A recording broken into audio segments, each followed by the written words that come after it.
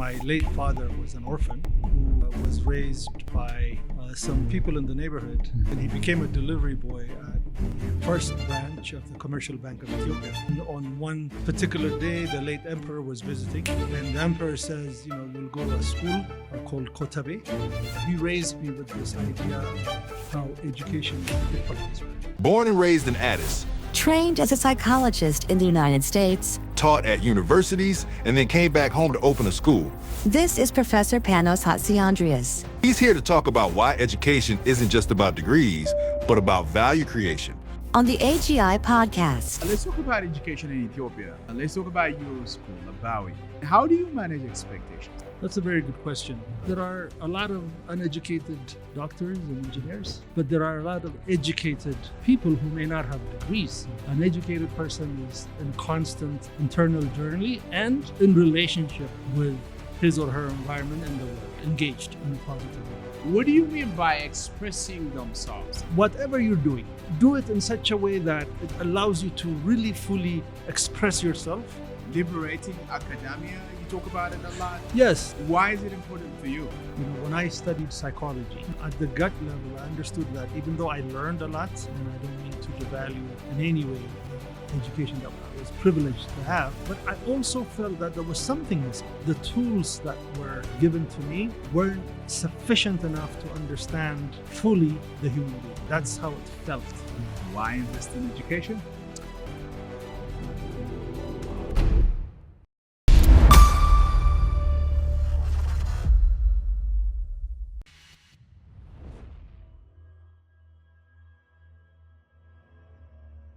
Professor Panos, welcome to the show. Thank you so much. All right.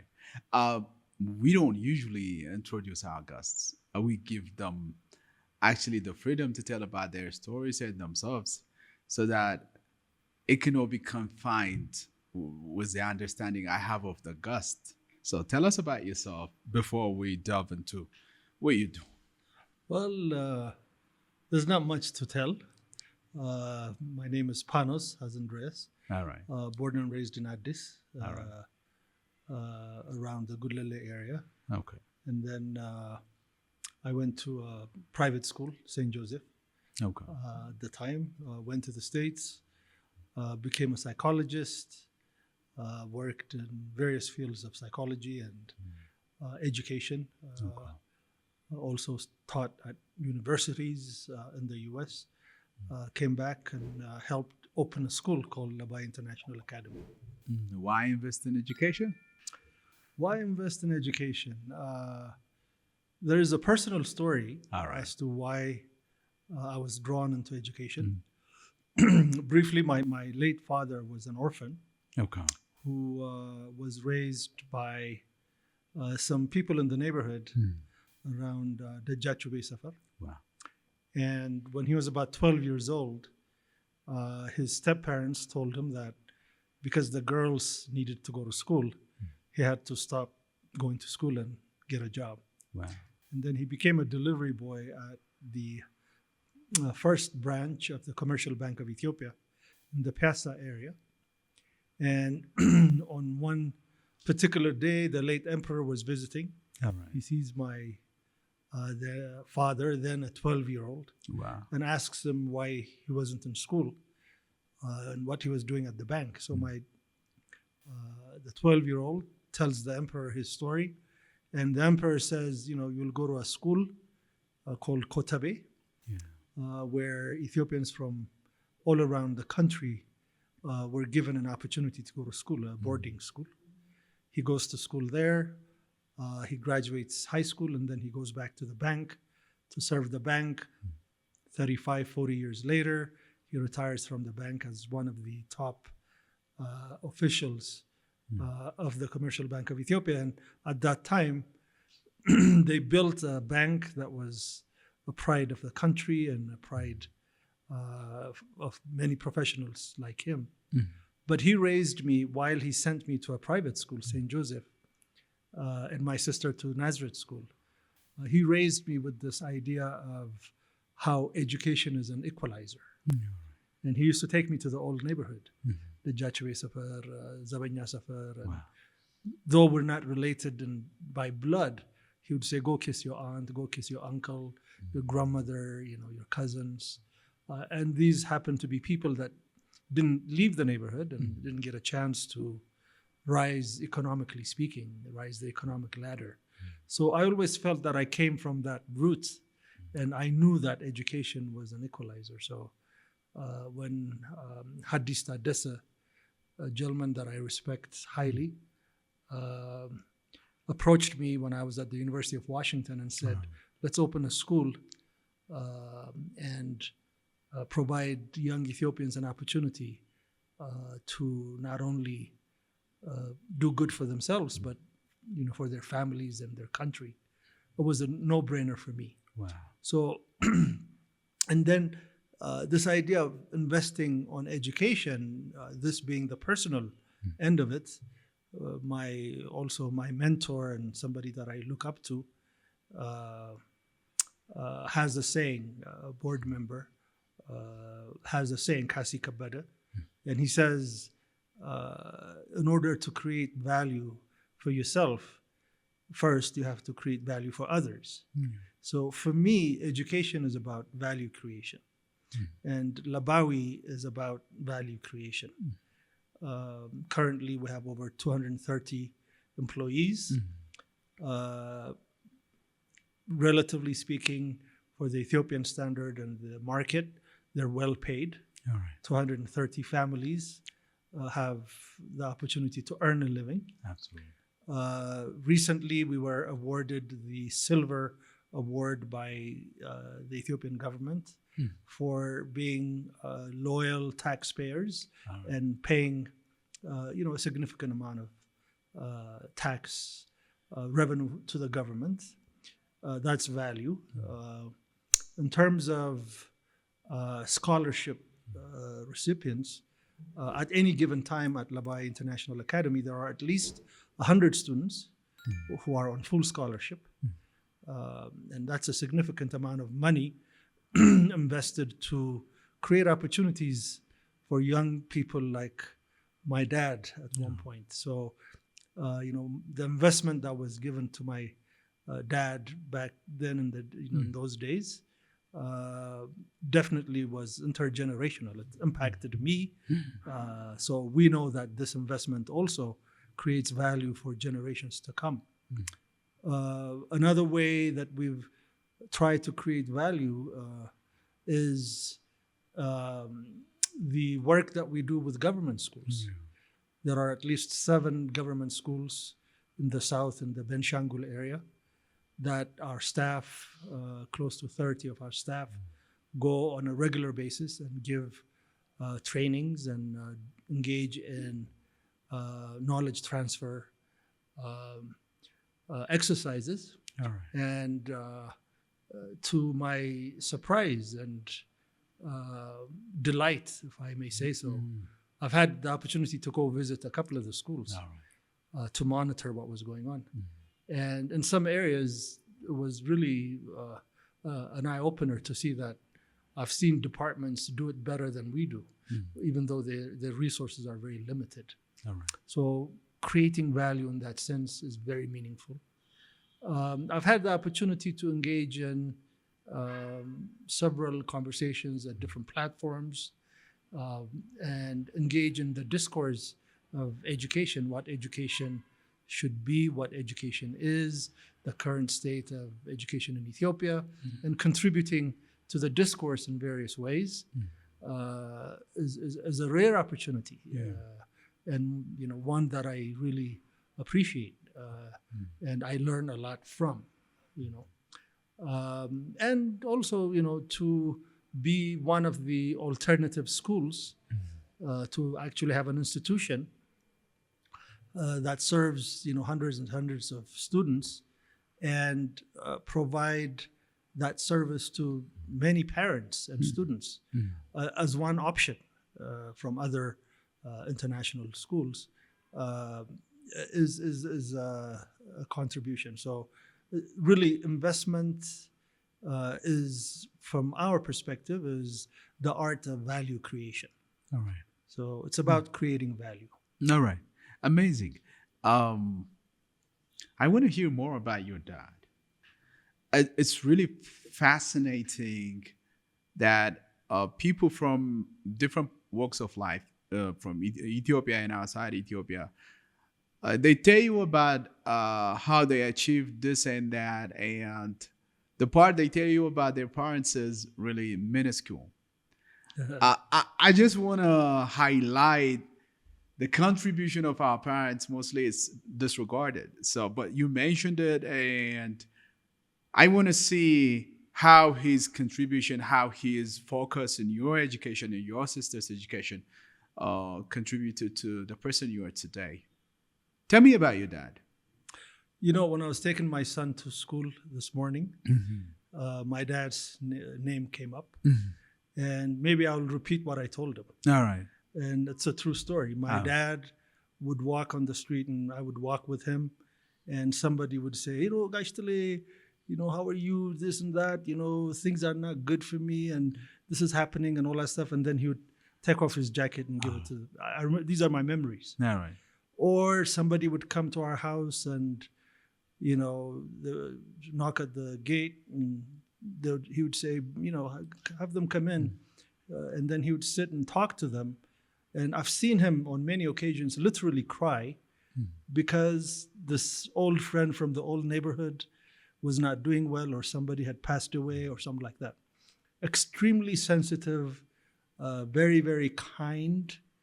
And he always said, the Almighty had given me many opportunities, and from a very, very humble background, I've risen to great heights in terms of being a middle class professional in Addis and building an institution that they loved to build, and the likes of Dr. Tafarat Dagafe, the giants of the banking system in Ethiopia. He worked under him, and he was groomed, and my dad and his cohort were groomed by the giants like Dr. Tafarat Dagafe, and the British and the Indians and all that stuff kind of left the bank, and Ethiopians managed it from bottom all the way to the top. And that was his pride in the 60s, and there was hope, and there was a lot of things that Ethiopia was about to just take off. And in the space of education, Ethiopianization was the theme at the time. And then macro agricultural initiatives. His friends, I remember, going into farming and that kind of stuff. So a genuine Ethiopian who loved his country, who came from humble background, but rose up and found a lot of joy in contributing and shaping society. And he was that kind of man. He loved to dance. He was an avid dancer. He loved music. Okay. And he was full of life. He was the center of the party. He liked to joke around, very personable. And in the banking system, when he was branch manager and he was rising up, at the time, customer service was in vogue. So dealing with people and handling people and providing the best customer service was the theme in banking at the time. Right. So that kind of helped him because he was naturally, Yakatama, and then he really loved people, and he was that kind of person. All right. Yes. Great. One of the things that is really surprising me these days, I hear about Emperor Haile Selassie a lot. Of course, we learned about him in history classes, and I had an idea as to who he is or he was, but I had these stereotypes that this guy, with all the might he has, with all the power he has, all luxury and having everything he wants in life, my understanding was he wouldn't care about anything of that minuscule nature. And you telling me how your dad met the emperor, and someone else coming on the podcast was telling me a similar story.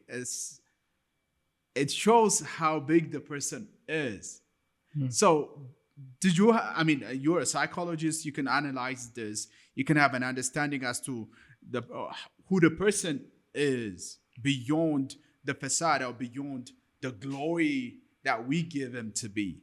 Before we move into the education system, Ethiopia, Lebawi, and what you do, what your philosophy is, I just want to hear your thoughts about the guy. Well, one of the stories that kind of highlights what you're talking about is what my dad told me a couple of years into his education at Kotabe. On one occasion, the emperor was visiting the school. Yeah. And my dad was in the sport room playing ping pong, table tennis. And the emperor comes in, and then everybody stands and everybody, stops what they're doing. So the emperor goes and takes the racket of the young man that was playing against my dad. And he played ping pong with my dad. And my dad tells the story in such a way that the only thing the emperor was concerned about at the time was to make sure that the ball didn't pass him. So it wasn't about the net or landing it at the right spot. It was just so. And then he put the racket down and he asked my dad if he was happy with the school. So he knew who your dad was. All right. Yes. So that to me is a very pointing story. So, I was young during the emperor's time. I remember, I have vivid memories of the emperor's time, young, as a young boy.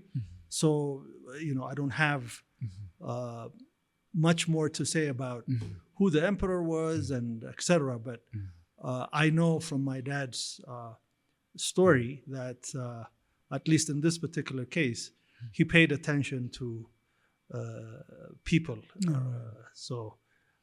Yes, the grandiose and the vision and all that stuff. So beyond that, when you mentioned something about somebody told you a similar story. People of my dad's age, this particular experience is not unique to my dad. There's a whole generation of people that were educated,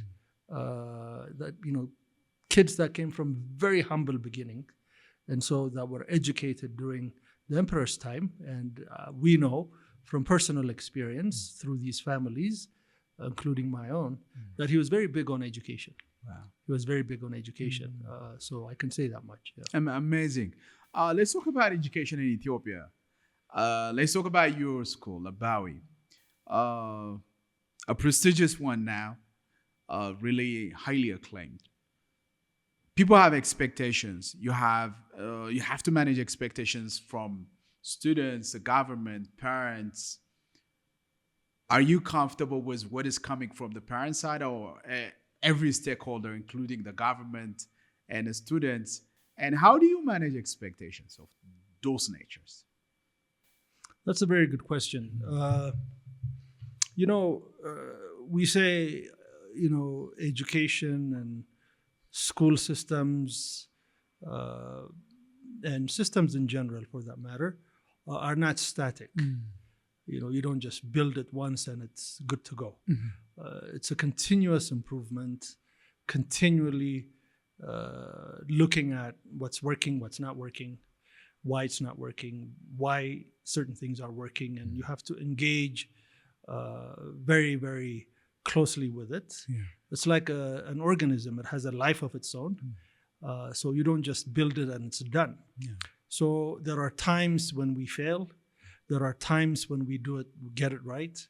There are times when we disappoint people because we don't meet expectations. And there are times when we surpass expectations, right? It's very much a very dynamic experience. What we try to do is really stay grounded in the work. I talked about value creation earlier, right? So we try to stay grounded on creating the maximum amount of value for as many constituents as possible. We're serious about education. We have a philosophical framework that really grounds us and guides us. We want to decolonize academia, and that, we say we're Ethiopians, we're Africans, we're global citizens. And so we attempt to answer the question of what education must be, what education is. Questions like, how do you differentiate the educated from the uneducated? We grapple with these questions in a very, very serious and fundamental way, right? So from our philosophical perspective, we use the African ontology. When we asked the question of, opening the school and why education and what's education, why do we need education, and how do you differentiate the educated from the uneducated? The question that we were really grappling with was this thing called education. Who are we giving it to? To students. What are students? Human beings. So we went back and said, okay, well, what does it mean to be human? Before I say, here, you can have it, it's good for you, I need to know who I'm giving it to. Absolutely. So we went into African ontology and learned as much as we can from people like... What is ontology? Ontology is, ontology means the question of being, what you are. All right. Like, who am I? That's an ontological question. All right. So what does it mean to be human? Right? That's an ontological question. So John Mbiti, African philosophies, is where we really got most of our ideas from. And then the Ethiopian philosopher, Zara Yacob. All right. And then Paulo Ferreira, the Brazilian educator and philosopher. These three really mainly informed our perspective on it. So from an African ontological perspective, there is the creator, there is the invisible world, there's animals and plants, there's events and phenomena, and at the center of it, there is the human being. So it's human-centered. The African ontology of the universe is human-centered. At the very center is the human being. So when you bring that down to Ethiopian philosophy, and we go into Zara Yacob now, then he talks about Yesoluj Kaburno, the sanctity of human life. Because human beings are Nabbawiyan, which means what's in Abraham is not in me, what's in me is not in you. Okay? Each one of us is endowed with something very, very unique, just like our thumbprint, uniquely to each individual. In a world where there are 8 billion human beings, there's no one exactly like Abraham. Has never been. We can't find somebody exactly like you anywhere in the world today, and we will never find someone exactly like you. So your being coming into this world is no accident. It's our very basic assumption. Okay, you bring something. You're needed. So Yesoluj Kaburno.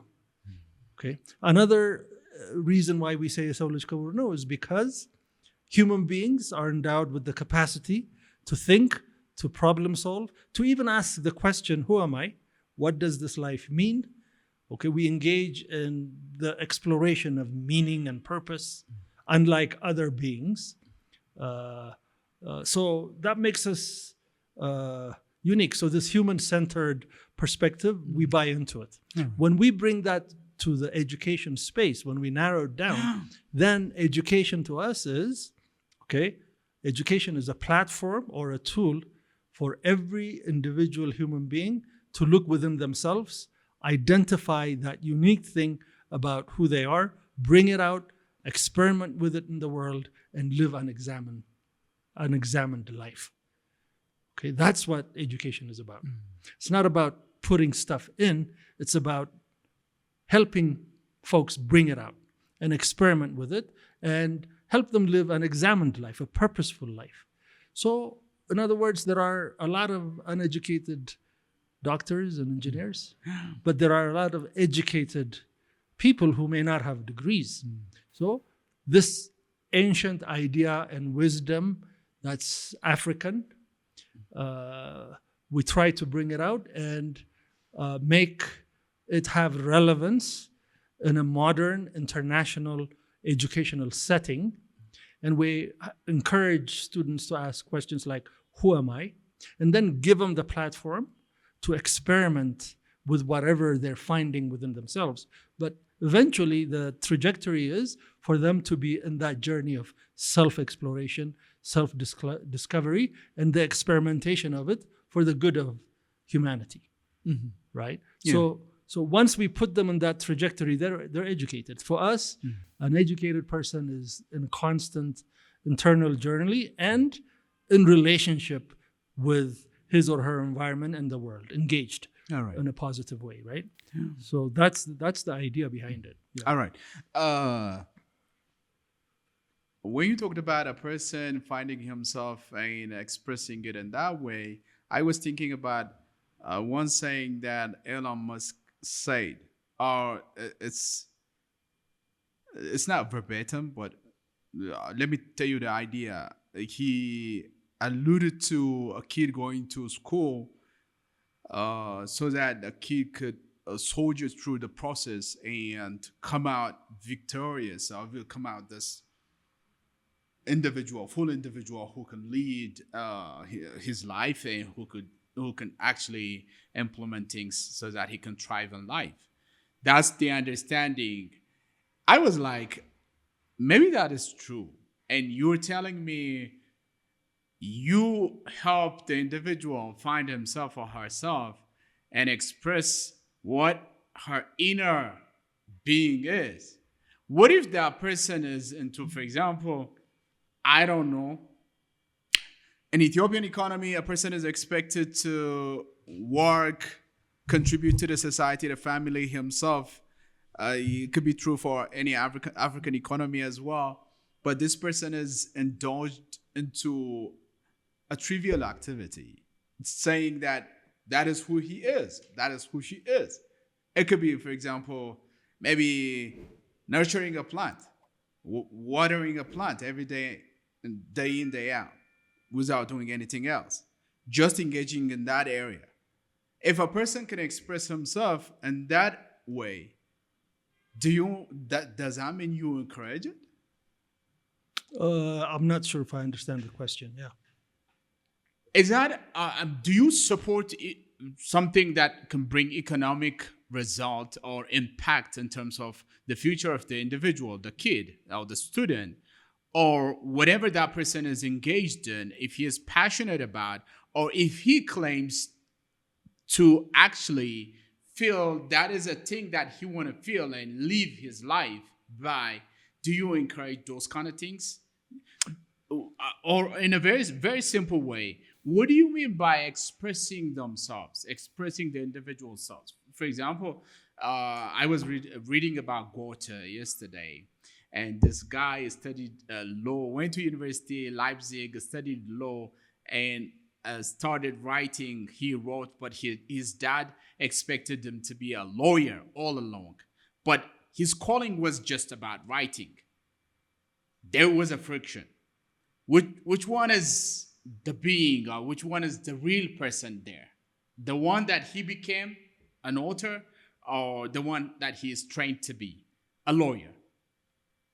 Yeah, so we use the example, for example, when we talk about teachers, because we deal with teachers all the time, right? Yeah. So as an institution, we have this expression internally when we say a physics teacher has to smell like physics. Yeah.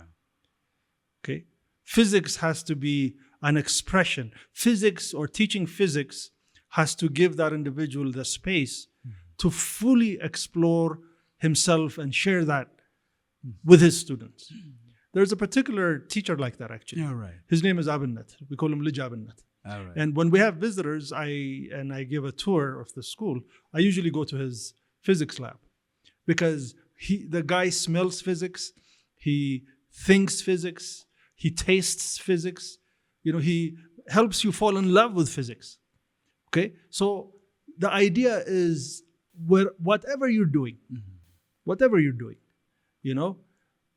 do it in such a way that it allows you to really fully express yourself, and it's a passion, okay, and it makes sense, and you love it, and you do it for the art of it, for the craft of it, and you take it seriously, and it allows you to be yourself, as opposed to, some of the problems that we have when we go to different places is the person that's there is really there for many different reasons, as opposed to if it's a service that he's providing. I mentioned my dad's early career. Absolutely. Right? Yeah. The banking, the fact that he loved people, and he loved talking to people, and he loved connecting with people, and he was the customer service person at the time, kind of aligned, right? So that's the idea of it, right? Whatever you do, we don't get into you have to do this, you have to do that.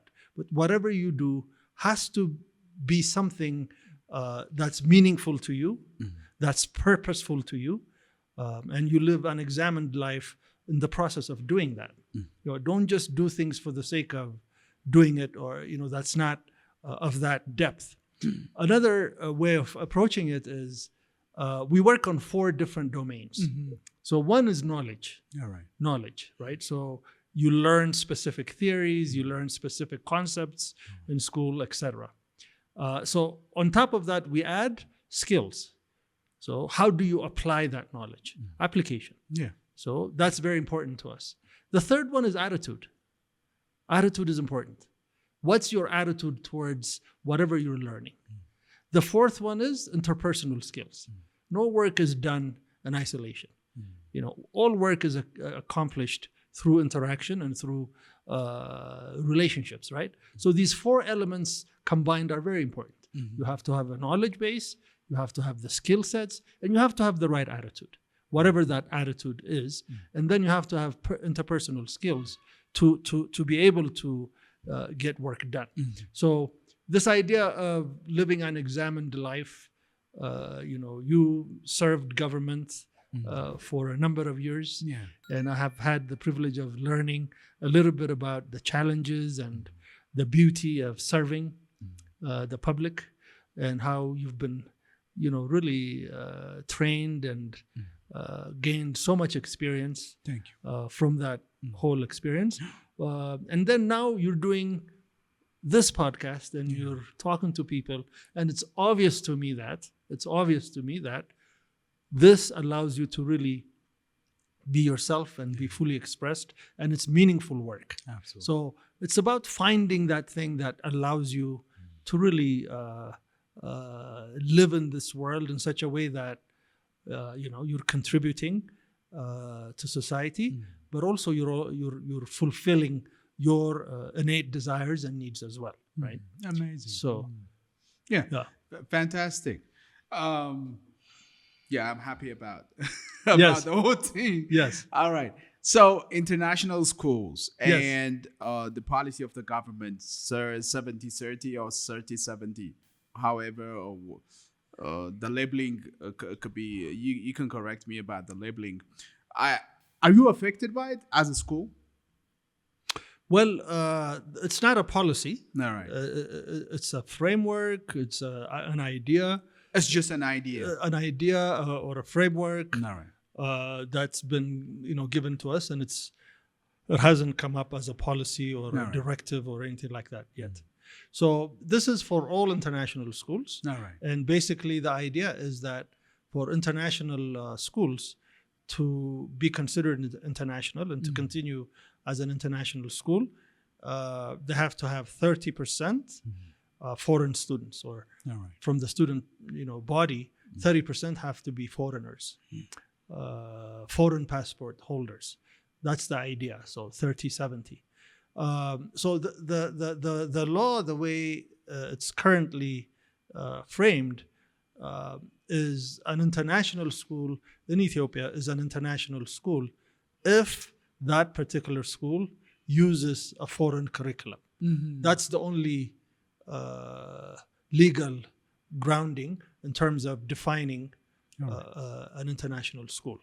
So now introducing the percentage of students, etc., is a different way of conceptualizing it, and it will require, changing the law if, it's decided to go that route. Personally, I don't think it's a good way to go. All right. It's a good way to go. So government comes from a place of, or the Ministry of Education, I should say, comes from a place of providing equitable education for all Ethiopians. Yeah. From a place of identifying and probably suggesting solutions for some of the problems that may be prominent or appear in international schools, etc. And they have their own list of reasons, and I don't doubt the genuine interest in solving these problems. And I can not even imagine the challenge of managing systems as huge as the education system in Ethiopia, over 30 million students, a young population. So it's a daunting task. Absolutely. It's a daunting task, right? So I don't claim to be an expert on what needs to be done. I'm not an expert on that scale. All right. But from an individual institution perspective, and from my colleagues and other international schools in my interactions and dealings with them, the way to create what government or the education ministry wants to create, I have a difference of opinion on that. The way to create equity and raise quality of education is, to me, by benchmarking opportunities, by benchmarking schools and systems that are doing very well, by knowledge sharing, by giving social responsibility to schools and school systems that are doing well, so that they can contribute, so that there's mutual rising, so to speak, across the board. So the international schools, generally speaking, are doing well in terms of both national and international matrix. So the results of most of the international schools is positive compared to government schools.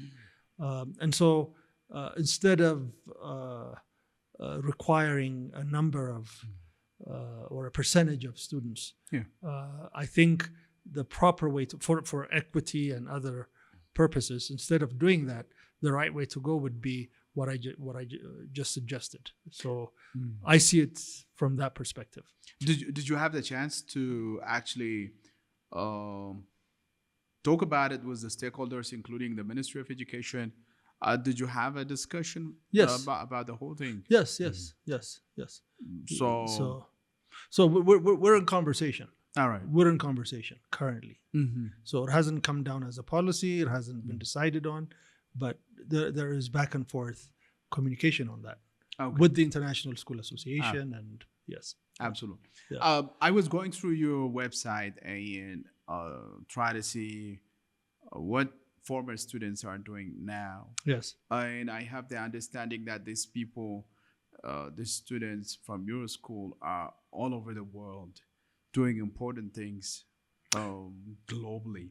Yes. How do you measure their success? I mean, a guy from Lebawi can go to the US or study in one of the universities in the US, then come out and work in one of the corporations in there, maybe Microsoft or the giants, one of the giants. Is that, I mean, how you measure success? Because that person is in there? Or you're a psychologist, you have this understanding of a full human being. Do you measure it in terms of how happy they are? Or tell me about that. Yeah, so it's a good question. So I'll give you different examples. First of all, the only place where our students are not active right now is Australia. Yeah. They're all over the world. So they've graduated and they've left Lebawi, have gone to different universities, both in country and outside of the country, throughout the world. Some live abroad, some have come back home to Ethiopia, some are in government, some are in private enterprises, doing different things at different places. So to us, we go back to the philosophical foundation. Okay, so the philosophical foundation. If that person, wherever he may be, is living an examined life, a purposeful life, okay, purposeful life, and is contributing to society, whatever society and community they find themselves to be a part of, you know, then they've carried the Lebawi spirit. So there are students, for example, that are managing huge portfolios in multinational corporations. Wow. Okay, and they're contributing meaningfully in that space, and to the extent that they find fulfillment and purpose and meaning in that work, and they're contributing genuinely, then that's great. That's the spirit we want them to be in. Our quarterly magazine is coming out shortly, in about a week or so, and there's a young man that we're featuring. His name is Johannes Bimerau. Johannes Bimerau came from a very small rural farm town when he came to Lebawi, and you know, he's a country boy that came from a small village and grew up in agricultural roots. So after he came to Lebawi on a scholarship trajectory, he graduated from high school and then found an amazing opportunity in Costa Rica, studied in Costa Rica, and had a number of innovations of his own related to rural agriculture and power, electricity and those kinds of things, and natural power generation to improve the lives of people like his own family and background. And then he was, a few years ago nominated for the Global Students Award, and also told us about the Global School Award that we, as a Lebawi International Academy, competed in, and we're in the process of participating in that process. And this young man is back in Ethiopia, and he's working with Master Foundation, and he's managing specific farm projects related to generating power for remote agricultural rural societies. I had the opportunity of talking to him a couple of weeks ago, and the passion in which he talks about his work clearly shows me that he's carried the Lebawi spirit, right? So whatever they're doing, if they're contributing meaningfully and they're living an examined life, that's the idea. And that, by the way, it doesn't stop. It's a lifelong process, right? They'll take pivots, they'll make turns, they'll do different things at different times in their lives. Amazing. But at least they're thinking. They're thinking about who they are. They're thinking about their place in the world. They're thinking about contributing. That's the matrix for us. Amazing. Yes. Okay.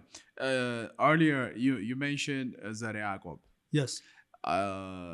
With my kid, we talk about people, big individuals by the metrics of the world. Mostly my kid asked me, he keeps asking me about people from the music industry. For example, the other day he said, "Who's Michael Jackson?" And I was like, "Michael Jackson is a singer from America." And I had this understanding, that I had this idea, and asked him a question whether or not he knows some Ethiopians. I asked him who our prime minister is. He answered it. Who our president is, he was not sure. And I asked him about other individuals, very impactful individuals from within a country, Ethiopia. He was not sure about this individuals, but he knows a lot about the outside world. I was talking about this issue with a friend of mine, Jordan, and other people as well. So you have students at Lebawi. These people, you are telling them about the philosophy of Zara Yacob and the other Ethiopian impactful individuals. do you really believe that they have the real understanding as to who those people are and what their contribution towards the betterment of the country in terms of living a better life or living an examined life? Do you really believe they have that idea? I have a reason to ask you this question because we hear of the Yacob from some circles, only just some circles. We don't develop it, we don't bring it into our films, our arts, the cartoons that our kids watch, the cartoons our kids read. It could be from the books, the exercise books that they have. How do you integrate all those things, inculcate the idea of the Yacob, the idea of our forefathers maybe who fought in the Battle of Adwa, it could be, or other prominent individuals from Ethiopia? I have a fear that they have the exposure for the Western individuals, but not for African individuals or Ethiopian individuals. So how do you do it? So we do it. That's a good question. Yeah. So first of all, we do. This is what we do. I mean, we're serious about this. There are three layers to this. One is, the core values that we uphold indicate that, just as a value and philosophical framework and values perspective, right? We say we're Ethiopians, we're Africans, and we're global citizens. So that conceptually has to be placed there in the framework, which we do have that. Okay. And then there are the artifacts, what you see, what you smell, what you touch, the activities you engage in, etc., have to reflect that in practice. So there are espoused values and enacted values. So it has to be seen on the ground, in reality. So when we started the school, we consulted with Professor Miamri, political philosopher, probably he's in his 90s now, who lives in Canada. All right. An Ethiopian? An Ethiopian, yes. Right. Our mutual friend Elias Wundumu, so High Publishers. He introduced me to this gentleman. All right. And he said, when you open the school, it can't be just another school in the image of the West. There has to be something rooted in Ethiopia and global in perspective. So I said, that's what we're trying to do. And he said, talk to Professor Miamri. So for about 6 months, Professor Miamri and I corresponded. And in that correspondence, and pages and pages and pages of questions and hours and hours and hours of telephone conversation, he helped us coin the idea or the concept of locally robust, globally connected. So our education is locally robust, globally connected. Everything we do has to have local elements, and then we have to add global perspectives on it, because Abraham is not Ethiopian today, African tomorrow, and a global citizen by the virtue of being a human being the day after. We're Ethiopians, Africans, and global citizens simultaneously all at once. So everything we do, from our values that we write, and from our practice, and the things that we visually see, have to indicate this premise, this idea of the locally robust, globally connected education. So we have various activities throughout the year that reflect that. That goes under our leadership program. So our leadership program, next to the academics, is in charge of designing week-long, 2-week-long programs throughout the year to really bring these ideas out through student projects, through student initiatives, et cetera, et cetera. So we have Culture Week, we have Africa Week, we have those kinds of programs that the students engage in. So that's one way we do it. And then in the classroom instruction, for example, let's use physics again, because we used it earlier. If a teacher is teaching motion in physics, okay, he has to or she has to explain the concept of motion in 2-3 different ways. One is from an indigenous perspective. They have to do research and find out what motion, the concept of motion is from an indigenous local perspective. And then the global universal scientific idea of motion in physics will be added to it. So we call it the indigenous knowledge and the global perspectives of motion in a physics classroom. Okay, but also motion is taught from an interdisciplinary perspective. He would teach, or she would teach, motion, the concept of motion thematically. What does motion mean in geography? What does motion look like in history? What does motion look like in chemistry, etc.? So the idea of motion is also, we call that course integration. It goes beyond particular classroom or particular subject, and the theme of it, the idea of motion, is expanded, right? So these ideas of local and global and interdisciplinary happen within the classroom and outside the classroom through different projects and activities throughout the year.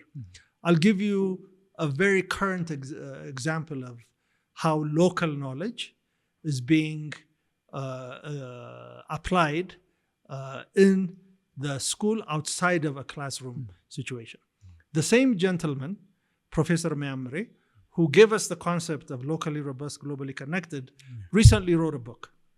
It hasn't been published yet, but our good friend Elias was kind enough to give us copies, and our 11th graders are, they just finished analyzing the book. It's called Surplus History. Surplus History. And the basic argument of the good professor is that the lens, the social science lens, through which we've tried to analyze Ethiopia's economic, social, and political development the last several decades is flawed, is his argument. The lens through which we analyzed what development means, what growth means, etc., politically, socially, and economically, is the wrong lens. And so he has proposed a different set of framework through which to analyze these things. So what he did was he went to the tradition of Kene and took 36 concepts from Kene and then built a framework through which we can analyze these things.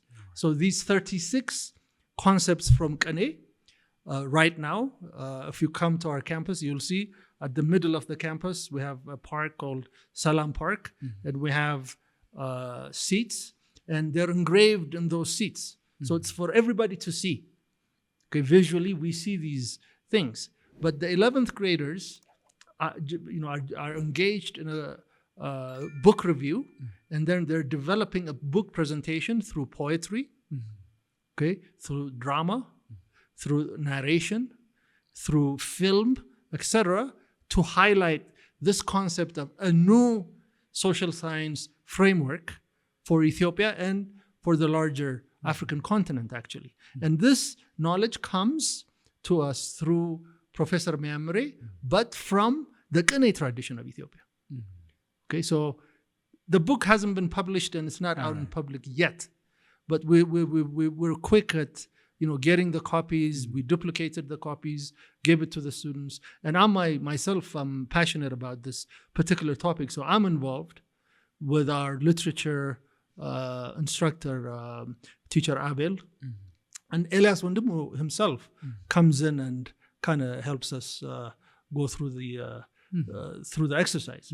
So we're engaging our students at a very, very high level, cutting edge level, and at this particular moment, if you're willing, when they're ready, a couple of them, I would be very happy for them to come and have a dialogue with you. Absolutely. Because this is very cutting edge, new social science framework out of the school of Kene, 36 concepts, Subra Ras, Subra Tariq, Nagar, Zarafa. Zarafa, for example, is in the Kene tradition. If I propose an idea, okay, you engage in Zarafa, which means a counter idea has to be proposed.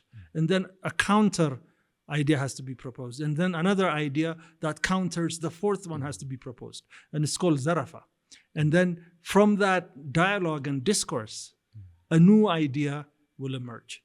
So now in the Lebawi teaching and learning process, we're studying Zarafa, and we're trying to see how we can include that in our social science classes, so that the teachers can become modern time Zarafa experts, so that when a teacher proposes or teaches a concept, the students will engage in counter arguments from all different perspectives. Does that mean they'll be experts in rhetoric or something like that?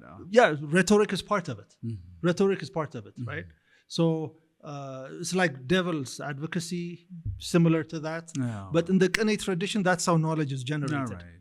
Yeah. Right? So it's an ancient Ethiopian way of teaching and learning, but we're trying to bring that, understand it, and see how it fits into the modern international school setting. Okay, and the students, the 11th graders, are the ones analyzing the book. There are 5 chapters, and there are 5 groups of students that are analyzing it and doing the book presentation for us. So this is an example of a current situation. Absolutely. Is that in any way related to the Socratic way of asking questions, doing all the rhetoric thing in that way, or is there any relation? Or similar to that, right. Even though the Socratic method came later. All right. Yes. Oh, amazing. But that's the idea of it. Yes. Okay. Why is liberty in academia important for you? Why? I mean, liberating academia, you talk about it a lot. Yes. Why is it important for you? It's important because, from my own personal experiences, when I studied psychology, for a long time, I did clinical psychology, I did community psychology, and then I did organizational psychology, and spent a lot of years studying psychology. I understood that at the gut level, I understood that even though I learned a lot, even though I grew a lot, and I don't mean to devalue in any way the education that I was privileged to have, but I also felt that there was something missing, that the tools that were given to me weren't sufficient enough to understand fully the human being. That's how it felt. So the Western educational model, there was a part in me that it couldn't reach. I'm talking about a very personal experience, right? So in that process, I was fortunate enough to be introduced to a couple of brilliant professors. One is Professor Daryl Rowe, an African-American who used to come to Ghana on a yearly basis to study African psychology. All right. Because the Western psychological model could only go so far for him as well. So he wanted to understand his roots, if there were different psychological perspectives, different historical perspectives that he can tap into from his own African heritage. And then there was another professor, Jose Cervantes, a Native American, who was also doing that with his own Native American people. All right. Because the Western psychology was not sufficient enough. It lacked certain elements for both professors and their communities. So as I was experiencing something similar, I studied under them, and I spent years and hours with them until they got tired and sick of me, because I wanted to kind of just get as much as possible. So Daryl Rowe introduced me to African psychology, and in West Africa, particularly in Ghana, African psychological journals are very common. There are a lot of articles that one can find on community, spirituality, the African way of being in the world. What's mental health from an African perspective, because all these things, psychological theories, come out of a people's culture and history and perspective. It doesn't come from a vacuum, right? So when I read these articles, it felt very familiar. It gave me that missing piece. And it felt like, wow, this is how we were raised in Ethiopia. This is what we think mental health is. This is what we think success is. This is what we think an examined life is. So it really drew me in. And strikingly, I also found very, very similar ideas in Native American or indigenous psychology. There's a whole field of indigenous psychology. And by indigenous, I mean people that are very close to Mother Earth, earthbound, and their relationship with the earth and the cyclical processes of the seasons and the earth, etc. Their relationship to that is very, very close because they're still agriculturally based. So there is a psychology that comes from that indigenous population that is not industrialized, if you will. So, and in that psychology, I also found a lot of similarities to the way I was raised. Okay, so I felt that, okay, knowledge is not just generated in the West, right? Knowledge is around us. I was raised with people who have knowledge and expertise and understanding of, what's mental health and what's good and what's bad and what's the good life, etc. It kind of gave me that sense, right? So that was my coming home process, if you will, through the African American literature and the Native American literature. So then when I came back to Ethiopia and metaphorically speaking, and looking at Ethiopia, not from necessarily since I came back physically, I started really thinking about this idea of societies remaining and functioning as a society for a very long time, for millennia. In Ethiopia's case, for thousands of years, we've existed as a people. Okay, as a people. Yeah. So when a group of people exist as a people, they encounter all kinds of problems. There are health problems, there is conflict, right? There's economic issues, there's political issues. As a society, as individuals, we face a lot of problems. And in order to continue as a society, as a people, right? Societies and people, groups of people have to solve these problems, have to find solutions to these problems. So if we have continued as a society for a very long time, by default, it means that we have solved a lot of different problems. So there's expertise and there's knowledge. So I became curious about what is that knowledge? What's our knowledge in medicine? What's our knowledge in conflict resolution? How did we solve problems? How did women give birth? How did people stay healthy for a long period of time, etc.? So that curiosity grew and developed over time. And with Professor Meamire's locally robust, globally connected idea, then it became very obvious to me that knowledge is not monopolized by any one group of people, and that knowledge exists everywhere, wherever there's a group of people and there's society, right? So the more we went into that, and my colleagues and other people also, it became evident to us that our particular set of knowledge and perspectives and wisdom is there, but it hasn't been packaged properly in modern educational settings, and then it hasn't been transferred from generation to generation in a curricular and well-framed and organized manner. It lacks that.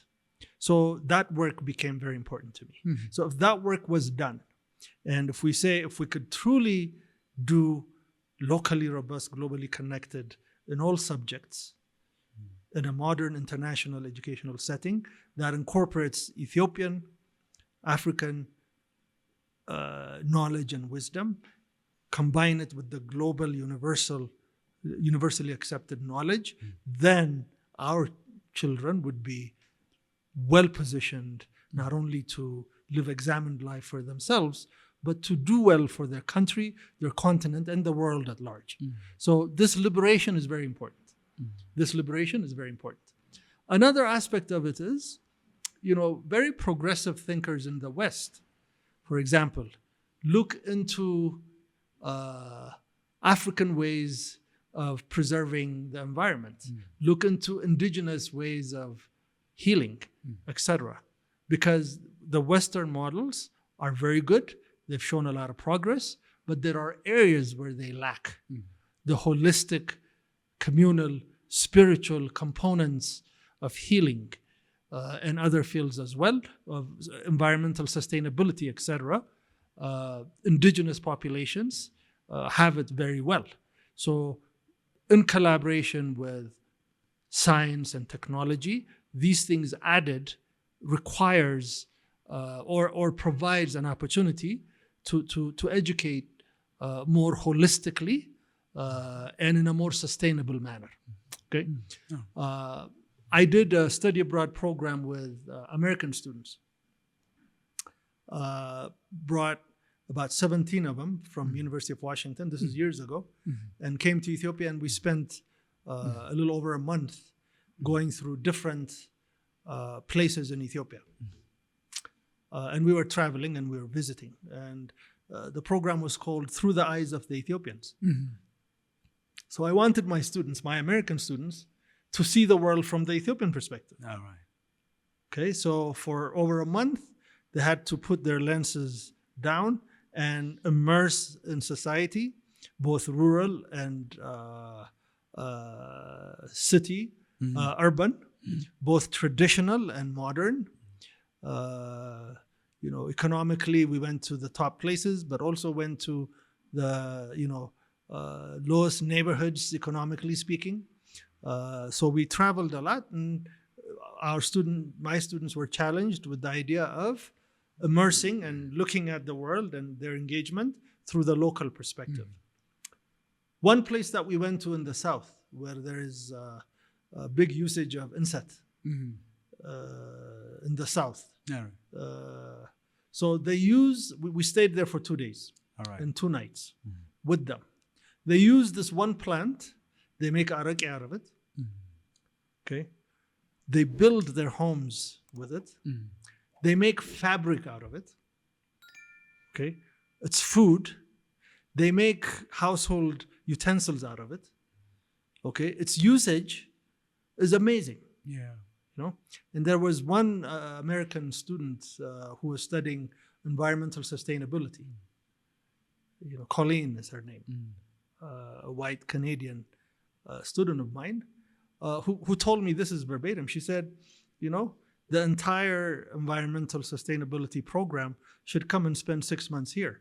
She said, everything that I've learned in theory, I see it here with this particular community. Now, the downside is if that plant, for some odd natural disaster or whatever, was destroyed, their whole livelihood goes with it, right? But the idea here is there is knowledge and wisdom in environmental sustainability. Some of I heard city urban upgrade currently happening. I've heard, I don't know if it's true, but in some news outlet, I think I've heard that the people that came to do the riverside, protection, so that to avoid erosion and stuff, were brought from a particular community in the south, because that wisdom and that understanding exists in the riverside development projects, right? So academia needs to be liberated in the sense that our ways of being in the world, our sense of knowledge, etc., has value, and not to take away credit from the Western or Eastern ways of learning and the science and technology, but it's missing certain components that we could also provide, and that way it would be holistic. I'll give you another example. When I was teaching psychology at the University of Washington, I came across a book called Crazy Like Us, written by an American psychologist. And years ago, I don't know if you remember, there was a natural disaster somewhere in Asia, tsunami. Water, flood, and all that stuff, right?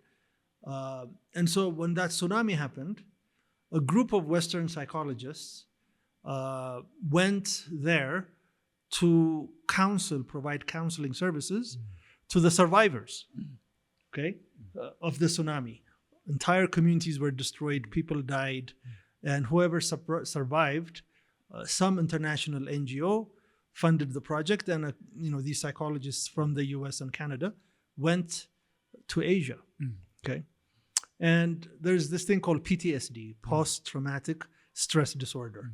When a major catastrophe happens, people usually suffer from PTSD, Yeah. post-traumatic stress disorder, some Absolutely. major trauma. Yeah. So sleepless nights, lack of appetite, depression, Absolutely. da da da. So when these psychologists went there and they were interacting with the survivors and looking for these symptoms of PTSD, they couldn't find any PTSD. Nobody was depressed. Nobody had sleepless nights. Okay, nobody lacked appetite. Life continued. Yeah. So the best they could do from that Western psychological model was they said these people are in denial. They're in denial of the trauma. But further investigation showed that it's not that they're in denial. Okay, these particular communities were Muslim by faith, and their perspective was that whatever Allah brought, we have to be worthy. We have to be worthy of it Wow. and accept it. Now when you come to Ethiopia, we say Hullu labaggono. Yeah. Hullu labaggono. So there are perspectives and wisdom embedded, okay, that contributes. As a psychologist, I talk in terms of mental health, that contribute to our mental health. But these knowledge and perspectives are not packaged, are not studied well enough, etc. Right? So our education system, if liberated, at least our children would be locally robust and globally also connected. They have to be globally also very savvy in technology and science, etc. So this is what the liberation is about for me. Amazing. Yeah. I learned a lot from actually the analysis and the description of what it is to be the liberation part of it was a bit confusing for me before. Yeah. But now I have a very good understanding of You it. feel liberated now? Definitely. I am a very the last person to convince an ideas that I am not familiar with, but this is amazing. This is great. Thank you. That's good. Yeah. So, Professor, briefly tell me about one thing. One thing is worrying me, worrying the society, worrying everyone. That we're living in a changing world. Everything is actually, you cannot depend on what is happening today to be tomorrow because of AI technology, and the speed of change is really alarming and it's unsettling sometimes. So how do you plan to create that unshakable personality or mind now that as a psychologist you can not only talk about an educator, your students, but you can talk about you are an authority to talk about the society or maybe Ethiopia in general. How do we create that mentality? How do we create that individual personality with everything happening the way it is happening today, with TikTok and social media creating personalities and people trying to impersonate what is happening in the social media world, and technology is bringing different things that we don't know. We never heard of AI 4 years back, or I never heard of it. Heard of it 5 or 6 years ago. Now Google was everything. Now AI changed everything that we know about the world. So how do you create that mindset or personality? I don't know about being an authority to speak on a large behalf, but I'm a student. I see myself as a student. All right. And I grapple with these very same questions, both as an individual, as a person. What does life mean, and in my engagement of how I'm being in the world and that kind of stuff. And then being a psychologist, being trained as a psychologist has some contribution. Being privileged to work with young people and interacting with young people also gives me a certain perspective. So and the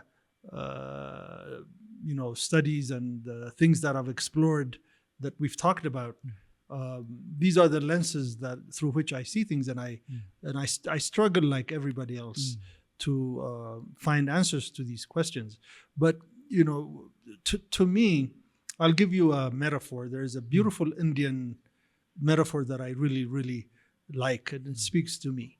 And it's a painting actually, and it's a very simple painting of a tree, and on one branch there's a bird, and this bird is actively working on her nest. She's building a nest, right? And then the nest breaks, and then she has to fix it again, and then she lays her eggs, and then other birds come, and the wind comes, and she has to protect her eggs, and then she has to grow the nest, and she's working on that, and then it breaks again, and then she fixes it. So she's engaged. She's active in that life process. And then on a branch that's a little bit higher, there's a bird simply looking at that bird that's actively engaged. Just simply looking. Okay? It's the same bird. It's the same bird. Oh. It's the same bird. Okay?